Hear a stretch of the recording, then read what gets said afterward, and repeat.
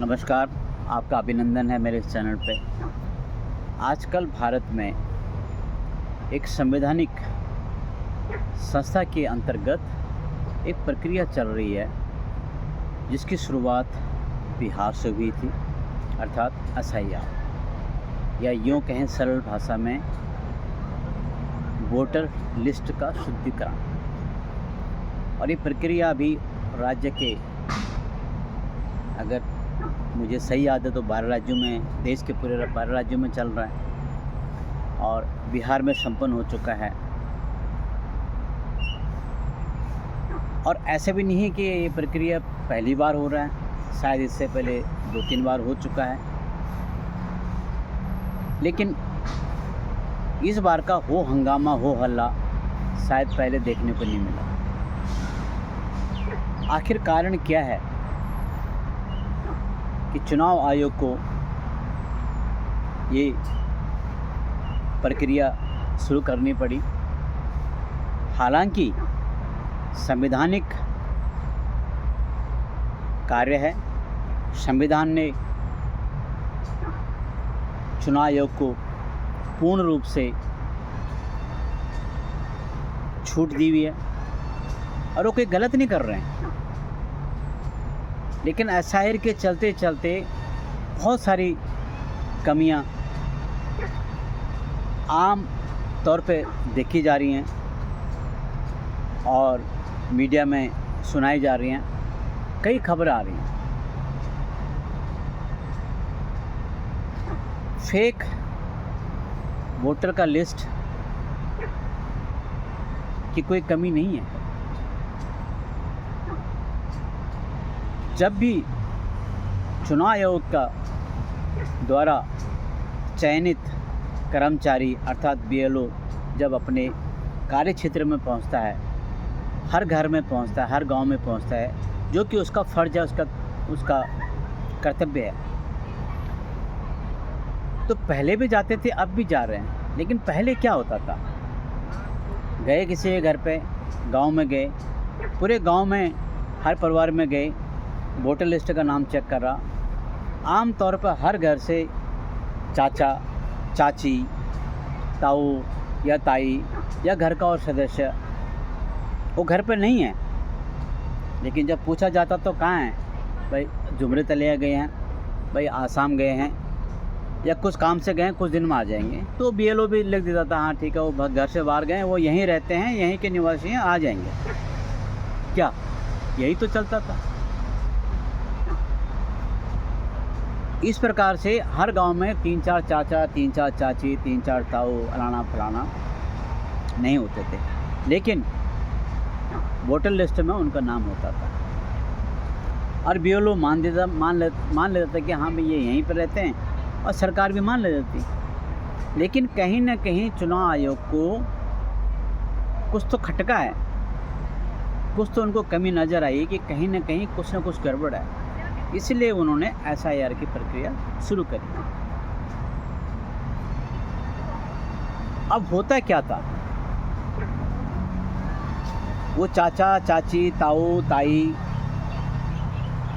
जिनको ये कहते थे ना ये जुमरे तले चले गए या फलाने जगह से फलाने जगह चले गए, वो कभी वापस आए ही नहीं। क्यों? क्योंकि वो ऐसी जगह चले गए थे जहाँ से आज तक कोई वापस आए नहीं, अर्थात मृत्यु हो चुकी है, जीवन लीला समाप्त हो चुकी है, लेकिन उनका वोटर लिस्ट में नाम है। अब वो आते किस दिन थे? जब भी राज्य में विधानसभा के चुनाव होने हैं या फिर केंद्र के चुनाव होने, तब वो लोग आते थे वापस। अब वो वापस चाहे कितने साल बाद आए, 5 साल बाद आए, 2 साल बाद आए, आमतौर पर 5 साल बाद आते होंगे, और फिर वो वोट देख के। अब वो आते कब थे भाई? जब आपके चाचा, ताऊ, ताई आएंगे तो आएंगे ना, आपके घर में ठहरेंगे, 1 दिन 2 दिन बैठेंगे, उसके बाद जाएंगे, काम से आएंगे तो वहीं रहेंगे, अगर फिर वहाँ काम है तो वहाँ जाएंगे। लेकिन वो आते कब थे? वो आते थे सुबह 6 बजे से लेकर 7 बजे तक सुबह। क्यों? क्योंकि 6 से 7 के बीच में उनका नाम का वोट डाला जाता था, उसके बाद वो चले जाते थे। अरे हकीकत में आते ही नहीं थे। मैं फिर कह रहा हूँ, वहाँ चले गए चाचा चाची ताऊ ताई जिनको, जो वापस आ ही नहीं सकते। लेकिन क्या, केवल चुनाव जीतने के लिए इस हथकंडे को अपनाया जाता था। और कहीं न कहीं भनक इस बात की चुनाव आयोग को लगी हुई है, लगी होगी। इसीलिए तो एसआईआर की प्रक्रिया हो रही है। लेकिन कुछ राजनीतिक दलों को बहुत पीड़ा सता रही है, कुछ नेताओं को बहुत तकलीफ हो रहा है। क्यों? क्योंकि एक वही तो दिन था जब चुनाव होते थे, उनके पितरों का आने का दिन था।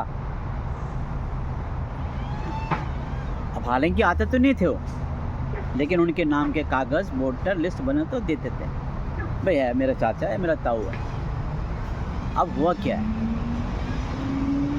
वो चाचा ताऊ तो कभी वापस नहीं आए। वो कब के चले गए, आज थोड़ी गए।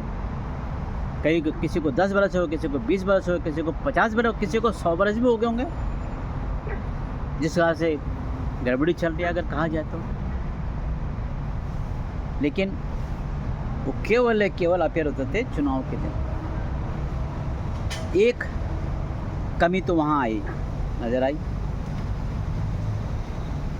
दूसरी कमी क्या आई, कुछ वोटर उन्होंने ऐसा रूप ले लिया जो यत्र तरबत सर्वत्र, मतलब वो यहाँ भी है तो वहाँ भी है, वहाँ भी है, यहाँ भी है, वो सब जगह वोट दे रहा है। वाह, ये तो भाई उस परमपिता प्रभु से भी बड़े हो गए। जहाँ न पहुँचे रवि वहाँ पहुँचे कवि वाली बात हो गई। ये भी चुनाव आयोग ने देखा, इसकी भी भनक पड़ी होगी।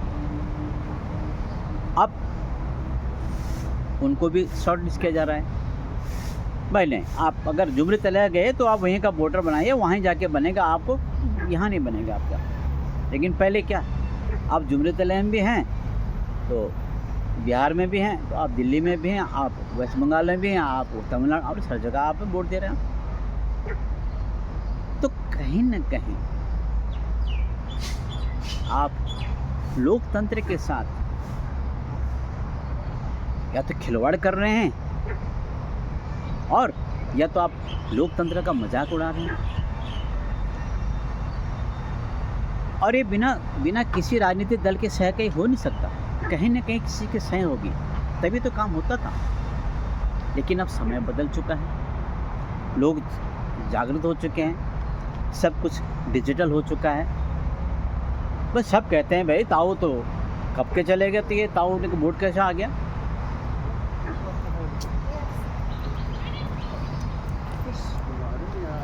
तो इस कुव्यवस्था को तोड़ने के लिए एसआईआर की प्रक्रिया चल रही है, तो उसको चलने दीजिए। उस पर क्यों दखल अंदाजी कर रहे हैं। ये दो मुख्य मुद्दे हैं। तीसरा मुद्दा कहीं ना कहीं हो सकता है जो भारतीय नागरिक नहीं है, जिनका हमारे देश से कोई लेना नहीं देना, ना इनका जन्म हुआ ना इनका कुछ है यहाँ पे, वो फिर वोट दे रहे हैं, वो सरकार को चुनने में भागीदारी निभा रहे हैं। ये कैसी भागीदारी भाई? भाई जो आपका रिश्तेदार नहीं, आपका रिलेटिव नहीं है, आप उसको शादी में बुलाते नहीं हो ना। शादी में उससे कोई भागीदारी नहीं होती है। लेकिन वो आके बोले कि मैं तो तुम्हारा फलाना हूँ फलाना हूँ फलाना, तो भाई कैसे हो सकता है ऐसे? इसी प्रकार से कहीं न कहीं इस प्रकार के लोगों को, इन प्रकार के लोगों को भी अंकुश लग रहा है, और लगने भी चाहिए। भाई जो हमारा नहीं, तुम्हारा नहीं, पूरे देश का नहीं, तो वो वोट कैसे दे रहा है, और किसके लिए दे रहा है, और क्यों दे रहा है? उसको क्या हक है अपने नेता चुनने का? हाँ, हक दिया है उस राजनीतिक दलों ने केवल सत्ता को पाने के लिए, अपने स्वार्थ को साधने के लिए। लेकिन कहते हैं ना, बकरी की माँ कब तक खैर मनाए। एक न एक दिन तो होना ही था। पेड़ होता है, बड़ा होता है, फल लगता है, कच्चा होता है, एक दिन पक के उसको नीचे गिर जाता है, कोई खा जाता है। कहने का अर्थ है एक दिन तो अंत होना ही था। तो आज ने कल, कल नहीं तो परसों इस बात ने होना ही था और हो रहा है। लेकिन दिक्कत क्यों आ रही है?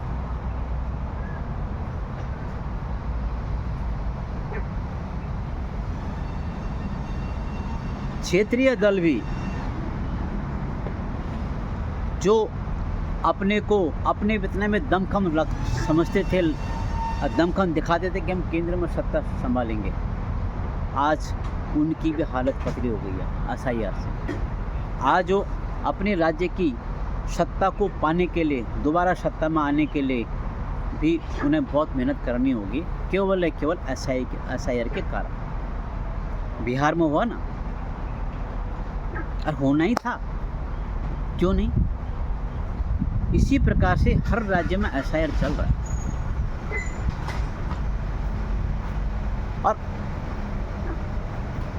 हर राज्य में इस प्रकार की जो शिकायतें मिल रही हैं, और शिकायतों को सुलझाने के लिए तो चुनाव आयोग का काम कर रहा है। संवैधानिक संस्था है, कोई बाहर का नहीं है,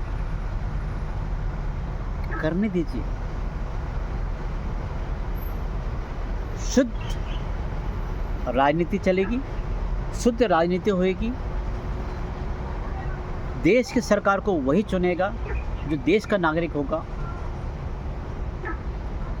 देश का और एक बात और है, जीते जी चाचा ने, ताऊ ने, ताई ने वोट देते देते थक गए हो कि आज तुम्हारे रोड आएगी, आज तुम्हारे स्कूल आएगा, तुम्हारे लिए हॉस्पिटल आएगा। बेचारे दुनिया से चले गए, कुछ नहीं आया उनके लिए, चले गए, बिना व्यवस्था के चले गए। ज़िंदगी ख़त्म हुई, लीला ख़त्म हो गई। और आज फिर आप वोट मांग रहे हैं, उन्हीं को आप वोटिंग के लिए दिन बुला रहे हैं कि हम तुम्हारे लिए सड़क बनाएंगे, हम तुम्हारे लिए स्कूल बनाएंगे, हम तुम्हारे लिए हॉस्पिटल बनाएंगे, हम तुम्हारे को बीमारी से निमटने देंगे। अरे क्या! और वो भी सोचते हैं कि चलो जीते जी तो नहीं करा इसने, क्या पता मरने के बाद कुछ कर दे। वो भी आ जाते हैं। खैर ये तो मैं मजाक कर रहा हूँ, कोई नहीं आता ऐसे। लेकिन कागजों में जो दिखाया जाता है, वोटर आईडी जो दिखाया जाता है, उसमें तो है ना ऐसे। और आते कब हैं? सुबह 6 से लेकर 7 के बीच में पोलिंग बूथ पर, उसके बाद नहीं दिखाई देते हो। इसीलिए इन सारी कमियों को दूर करने के लिए चुनाव आयोग की प्रक्रिया को शुद्ध रूप से होने दीजिए, चलने दीजिए। हाँ, कष्ट सबको हो रहा होगा, कष्ट सह लीजिए। आने वाले भविष्य में आपके लिए ये राजनीति का एक बहुत फ़ायदे का सौदा होने वाला है। जो लोग ज़िंदगी भर बेईमानी करते रहे, वो भी ईमानदारी के रास्ते पे चलेगा, और ज़रूर चलेगा। अरे हो रहा है ऐसे। जिसने भी अपने काम में कोताही बरती और जीवन भर इस प्रकार के छल प्रपंचों में लिपटा रहा, आज वो भी सोच रहा है कि हाँ, जो कर रहे हैं सही कर रहे हैं, और जो हो रहा है सही हो रहा है। इसलिए मैं तमाम राजनीतिक दलों से पुनः विनती करना चाहता हूँ, एसआईआर की प्रक्रिया पे व्यवधान न डालें और लोकतंत्र को, प्रजातंत्र को शुद्ध रूप से चलाने के लिए एक निष्पक्ष सरकार का चुनाव कीजिए। नमस्कार, धन्यवाद।